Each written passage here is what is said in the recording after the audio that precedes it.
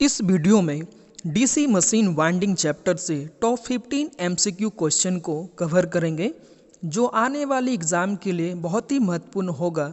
आज का हमारा पहला क्वेश्चन है, कोयल का वह भाग जो स्लॉट से बाहर रहता है कहलाता है।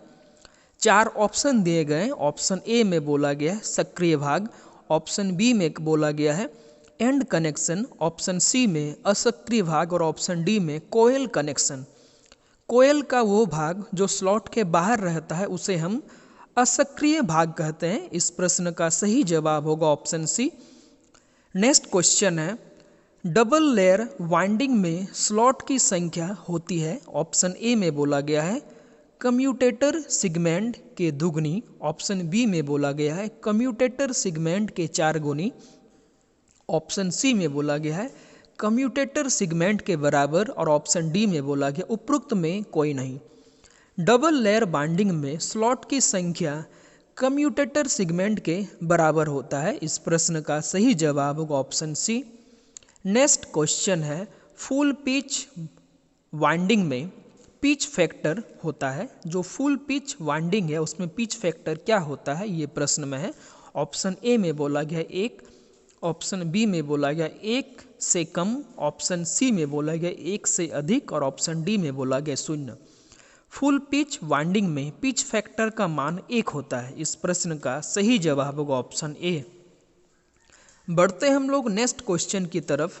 क्वेश्चन है, मल्टीप्लेक्स वाइंडिंग में ब्रश का संपर्क एक समय में डैश सेगमेंट से होता है। जो मल्टीप्लेक्स वाइंडिंग है उसमें ब्रश का संपर्क एक समय में कितने सेगमेंट के साथ होता है यह प्रश्न में है।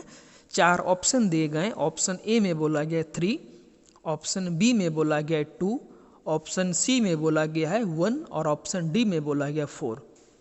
मल्टीप्लेक्स वाइंडिंग में ब्रश का संपर्क एक समय में एक सेगमेंट से होता है। इस प्रश्न का सही जवाब होगा ऑप्शन सी। नेक्स्ट क्वेश्चन है, रिट्रोग्रेसिव वाइंडिंग में कम्यूटेटर पिच का मान होता है। जो रिट्रोग्रेसिव वाइंडिंग है उसमें कम्यूटेटर पिच का मान क्या होता है ये प्रश्न में है। ऑप्शन ए में बोला गया 1, ऑप्शन बी में बोला गया 2, ऑप्शन सी में बोला गया -1 और ऑप्शन डी में बोला गया -2। रिट्रोग्रेसिव वाइंडिंग में कम्यूटेटर पिच का मान -1 होता है। इस प्रश्न का सही जवाब होगा ऑप्शन सी -1। नेक्स्ट क्वेश्चन है, डीसी मशीन में आर्मेचर वाइंडिंग लपेटी जाती है। जो डीसी मशीन होते हैं उसमें आर्मेचर वाइंडिंग कहाँ पे लपेटा जाता है ये प्रश्न में है। ऑप्शन ए में बोला गया है स्टेटर पे बने बंद स्लॉट पर, ऑप्शन बी में बोला गया है स्टेटर पर बने खुले स्लॉट पर, ऑप्शन सी में बोला गया है स्टेटर के अर्ध ढके स्लॉट पर और ऑप्शन डी में बोला गया उपरोक्त में से कोई नहीं। डीसी मशीन में आर्मेचर वाइंडिंग स्टेटर पर बने बंद स्लॉट पर लपेटी जाती है। इस प्रश्न का सही जवाब होगा ऑप्शन ए। नेक्स्ट क्वेश्चन है, छोटी डीसी मोटर में प्रयोग किए जाने वाले खांचे हैं। जो छोटी साइज का डीसी मोटर है उसमें किस प्रकार के खांचे का प्रयोग किया जाता है ये प्रश्न में है। 4 ऑप्शन दिए गए। ऑप्शन ए में बोला गया है खुले खांचे, ऑप्शन बी में बोला गया है बंद खांचे, ऑप्शन सी में बोला गया अर्ध बंद खांचे और ऑप्शन डी में बोला गया है डबटेल प्रकार के खुले खांचे। छोटे डीसी मोटर जो होते हैं उसमें प्रायः अर्ध बंद खांचे प्रयोग किए जाते हैं। इस प्रश्न का सही जवाब होगा ऑप्शन सी। बढ़ते हम लोग नेक्स्ट क्वेश्चन की तरफ। नेक्स्ट क्वेश्चन है, वेब तथा लेप वाइंडिंग में बैक पिच जिसे वाई बी द्वारा दर्शाया जाता है बराबर होता है।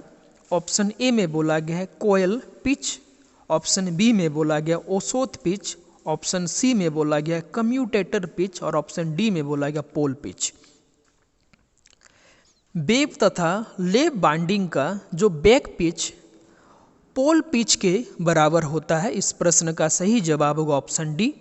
नेक्स्ट क्वेश्चन है, लेप तथा वेब बाइंडिंग में मुख्य अंतर है। जो लेप और वेव बाइंडिंग है, इन दोनों में मुख्य अंतर क्या है?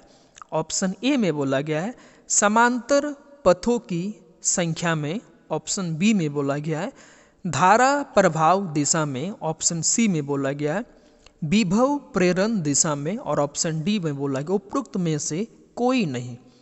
लेप तथा वेव वाइंडिंग में मुख्य अंतर यह है कि समांतर पथों की संख्या में। इस प्रश्न का सही जवाब होगा ऑप्शन ए।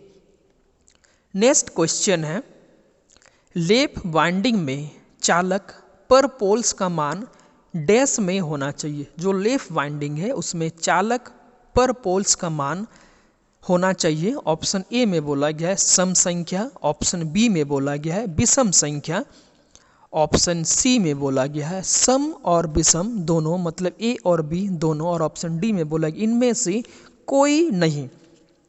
लेप वाइंडिंग में चालक पर पोल का मान विषम संख्या में होना चाहिए। इस प्रश्न का सही जवाब होगा ऑप्शन बी विषम संख्या। नेक्स्ट क्वेश्चन है, निम्न में से किस वाइंडिंग में अधिक विभव उत्पन्न होता है? बोला गया है 4 वाइंडिंग ऑप्शन में दिए गए हैं और इन चारों में से पहचानना है किसमें ईएमएफ अधिक उत्पन्न होता है। ऑप्शन ए में बोला गया वेव वाइंडिंग, ऑप्शन बी में बोला गया लेप वाइंडिंग, ऑप्शन सी में बोला गया रिंग वाइंडिंग, और ऑप्शन डी में बोला गया है ग्रामे वाइंडिंग। ये जो वेव वाइंडिंग है इसी वाइंडिंग में सबसे अधिक विभव उत्पन्न होता है। इस प्रश्न का सही जवाब ऑप्शन ए। नेक्स्ट क्वेश्चन है, डीसी मोटर की ड्यूप्लेक्स वाइंडिंग में एक ब्रश कितने कम्यूटेटर खंडों को स्पर्श करता है?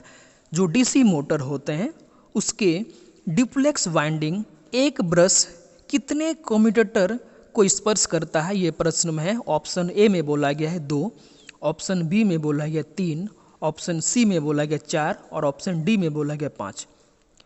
डीसी मोटर के ड्यूप्लेक्स वाइंडिंग में एक ब्रश 2 कम्यूटेटर सेगमेंट को स्पर्श करता है। इस प्रश्न का सही जवाब होगा ऑप्शन ए 2।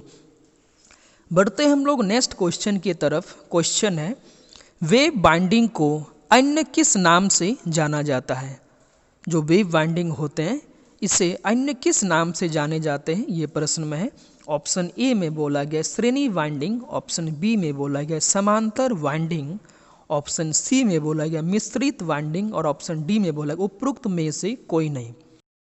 वेव वाइंडिंग को श्रेणी वाइंडिंग के नाम से भी जाना जाता है। इस प्रश्न का सही जवाब ऑप्शन ए।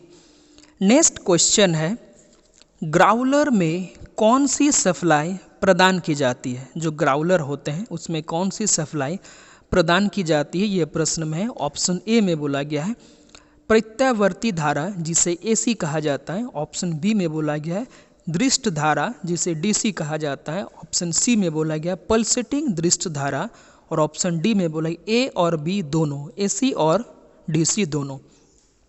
ग्राउलर में मुख्यतः प्रत्यावर्ती धारा का प्रयोग किया जाता है। इस प्रश्न का सही जवाब ऑप्शन ए। ये आज का हमारा आखिरी क्वेश्चन है, क्रॉस ओवर वाइंडिंग में वोल्टेज रेटिंग होती है। जो क्रॉस ओवर वाइंडिंग होते हैं इसमें वोल्टेज रेटिंग क्या होता है, ये प्रश्न में है। ऑप्शन ए में बोला गया है 33 वोल्ट, ऑप्शन बी में बोला गया 33 केवी मतलब 33,000 वोल्ट, ऑप्शन सी में बोला गया है 200